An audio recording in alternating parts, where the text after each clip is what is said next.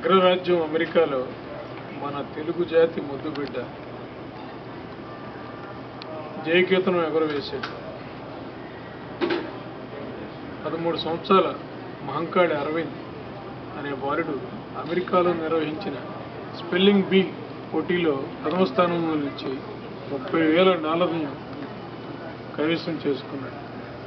కోటికి ఒక్కడు అనే విధంగా 1,10,00,000 మంది పాల్గొన్నటువంటి ఈ పోటీల్లో ఇంగ్లీష్ స్పెల్లింగ్ బీ పోటీల్లో ఆయన ప్రథమ స్థానంలో నిలవటం ఆంధ్ర జాతి గర్వించదగే విధంగా ఉన్నదని ఇక్కడ అమెరికాలో నివసిస్తున్న ప్రవాసాంధ్రులు అభిప్రాయపడుతున్నారు.